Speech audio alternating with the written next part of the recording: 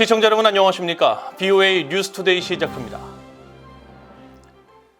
국제해사기구 IMO가 북한의 해운안전 위협 행위를 거듭 비판하면서 북한 미사일 규탄 결의문을 받아들일 수 없다는 북한의 주장을 일축했습니다. 북한은 받아들일 수 없다는 주장을 되풀이했지만 곧바로 반박당했습니다. 첫 소식 박동정 기자가 보도합니다. 유엔 산하 전문기구인 국제해사기구 IMO 회원국들은 해상 안보 문제를 다루는 제107차 회사안전위원회 회의 마지막 날인 9일 비공개 회의를 열고 그 결과를 담은 보고서 초안을 발표했습니다.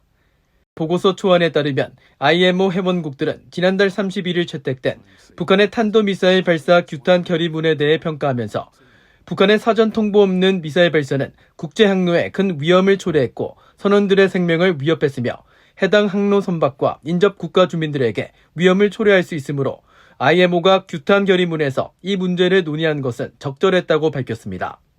또 지난달 31일 실패로 끝난 북한의 최근 정찰위성 발사를 지목하면서 북한의 인공위성 발사는 탄도미사일 기술을 이용한 어떠한 물체의 발사도 금지하는 유엔 안보리 결의에 대한 심각한 위반이며 북한은 추가적인 인공위성 발사 계획을 철회해야 한다고 지적했습니다. 그러면서 북한은 항해 안전 위협 작전에 관한 경보 준수를 촉구하는 내용의 결의안을 고의적으로 무시하고 있다고 비판했습니다. 이런 가운데 북한은 해양안전위원회 마지막 날 회의에서 IMO가 지난달 31일 채택한 사상 첫 북한 미사일 규탄 결의문에 대해 절대로 받아들일 수 없다는 주장을 되풀이했습니다. 북한 대표단의 요청으로 보고서 초안에 담긴 성명에 따르면 북한은 자신들의 미사일 발사가 과학적 계산에 근거했으며 주변 국가의 안보와 국제 해운 안전에 위험을 초래한 적이 없다고 주장했습니다. 또 IMO가 규탄 결의문에서 제기한 문제들은 불합리하고 정치적인 것이라며 이러한 결의문 채택은 유엔 기술 전문 기구인 IMO의 임무를 벗어난 것이라고 주장했습니다. 그러자 일본 대표단은 곧바로 반론권을 행사해 북한의 미사일 발사는 해상 안보에 심각한 위협이 된다는 점을 거듭 지적했습니다. 지난달 31일 규탄 결의문 채택을 주도했던 일본 대표단은 성명에서 개정된 전 세계 항해 경보 서비스에 관한 IMO 총회 결의안에 따르면 북한의 미사일 발사는 해운 안전에 영향을 미칠 수 있는 특수 작전에 해당한다고 반박했습니다. 또한 미사일 발사에 관한 전 세계 항행 경보는 그런 작전이 시행되기 최소 5일 전까지 발령돼야 한다고 명시돼 있다며 북한이 이번 위성 발사에서 그 같은 사전 통보 의무도 지키지 않았음을 지적했습니다.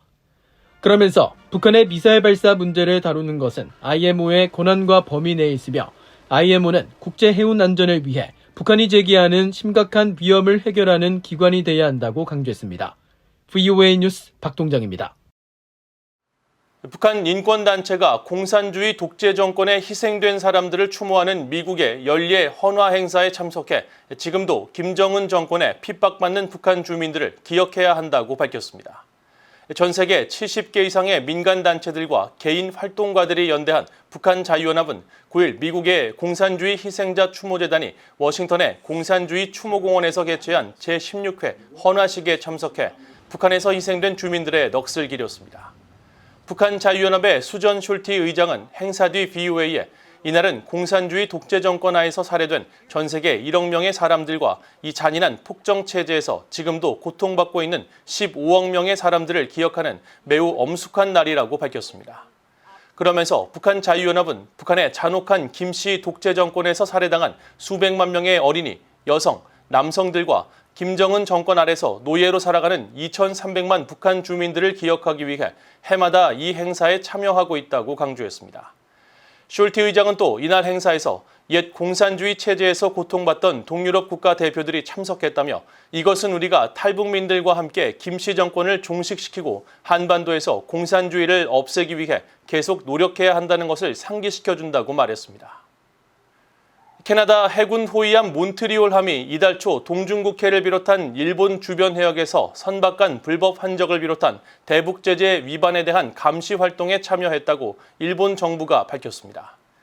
일본 외무성은 9일 보도자료를 통해 북한의 모든 대량 살상 무기와 모든 사거리의 탄도미사일을 완전하고 검증 가능하며 불가역적인 방식으로 폐기하는 것을 실현하기 위한 국제사회의 연대를 유지하면서 관련 유엔 안보리 결의의 효과적인 이행을 보장하는 캐나다의 활동을 환영한다며 이같이 말했습니다. 그러면서 일본 해상보안청과 일본 해상자위대도 유엔 해양법 협약 위반이 의심되는 선박에 대한 정보 수집 활동을 진행하고 있으며 일본은 관련 국가와 긴밀히 협력해 나갈 것이라고 설명했습니다.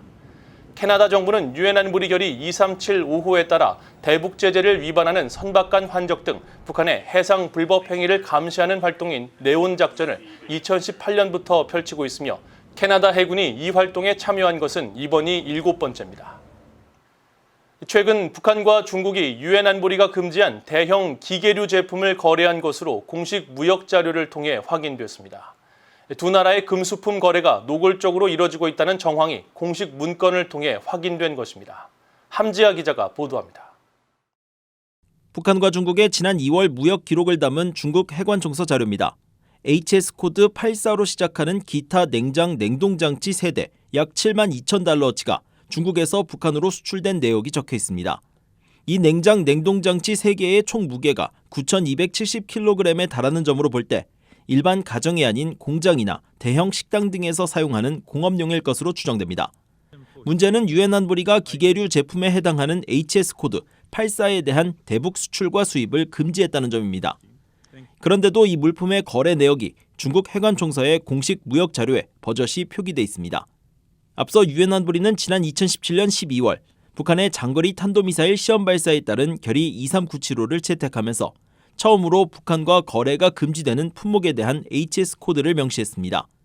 이 같은 조치에 따라 유엔 회원국들은 기계류와 전자, 철강 등이 포함된 HS 코드 72에서 89까지 해당하는 제품을 북한에 판매할 수 없습니다. 반대로 북한은 식품과 목재, 광물, 기계, 전자제품 등을 아우르는 HS 코드 07과 08, 12, 25, 44, 84, 89류 제품에 대한 수출이 금지됐습니다. 과거 중국은 금수품에 대한 거래를 지적받을 당시 문제의 제품이 국제구호단체의 인도적 물품이라고 해명한 바 있습니다. 그런데 이번 중국 무역 자료에는 문제의 냉장 냉동장치에 대한 거래를 일반 무역으로 명시하고 있습니다. 북한과 중국은 2020년을 마지막으로 금수품 거래 기록을 무역 자료에 남기지 않았으며 이에 따라 양국의 금수품 거래는 약 3년 만입니다. 2020년 중국은 철강 등이 포함된 HS 코드 73과 74 제품 약 19,000달러어치를 비롯해 약 94만 달러에 달하는 물품을 북한에 수출했습니다. BOA는 유엔 주재 중국 대표부에 대북 금수품 수출 문제에 대한 사실 여부와 배경을 문의한 상태며 현재 답변을 기다리고 있습니다. BOA 뉴스 함지아입니다. 유엔 난민기구가 탈북민 강제 북송의 우려를 표하고 중국이 난민 협약국으로서 보호 의무를 다하기를 기대한다고 밝혔습니다. 유엔 난민기구 UNHCR은 9일 미국 의회 협의체인 의회행정부 중국위원회가 오는 13일 중국 내 탈북민 강제 북송을 주제로 청문회를 개최하는 것과 관련한 BOA의 질문에 난민기구는 중국 국경 지역에 접근할 수 없기 때문에 직접적인 정보를 갖고 있지 않으며 업무 수행을 위해서는 수용국의 선의에 의존하고 있다면서 이같이 밝혔습니다. 그러면서 유엔 난민기구의 가장 큰 우려는 북한 주민들이 불법적으로 북한을 떠났다는 이유로 가혹한 처벌을 받을 수 있기 때문에 북한으로 강제 송환돼서는 안 된다는 것이라고 지적하고 자신의 의지에 반해 북송된 북한 주민들의 복지와 안녕에 대해 크게 우려하고 있다고 밝혔습니다. 이어 중국은 1951년 난민 지위에 관한 협약 서명국으로서 난민과 망명 희망자를 보호할 의무를 다하기를 기대한다며 우리는 이와 관련해 중국 정부와 협력하고 있다고 밝혔습니다. 한편 전환기정의 워킹그룹 등 인권단체들은 이 같은 유엔 난민기구의 입장에 대해 중국 내 탈북 난민이 대규모로 북송될 위기에서 적극적인 대응 없이 원론적인 말만 하는 것은 직무유기라면서 난민기구의 입장은 바뀐 게 없어 보인다고 비판했습니다. 미국 국방부의 민간 자문위원들이 다음 주에 타이완 해협을 둘러싼 중국의 강압 행위와 이에 대한 한국과 일본 그리고 북한 등의 반응을 주제로 정보기관의 비공개 보고를 받습니다. 국방부는 7일 연방광보를 통해 국방정책위원회 연방자문위원회 회의가 오는 13일부터 이틀 동안 국방부 청사에서 열린다고 예고했습니다. 위원회는 또 타이완 해협을 둘러싼 중국의 잠재적 강압에 따른 영내와 국제의 장기적, 전략적 함의에 대해 기밀 브리핑을 받고 비공개 논의를 진행할 것이라며 한국과 일본, 호주 등은 물론 북한의 관련 대응에 대해서도 NIC 국가정보위원회 북한 담당 정보관으로부터 기밀 브리핑을 받는다고 설명했습니다.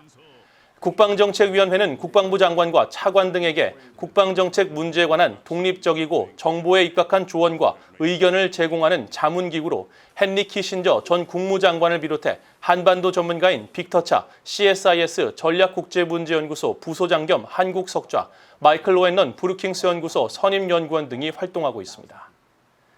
이상으로 BOA 뉴스투데이를 모두 마칩니다. 시청해주신 여러분 고맙습니다.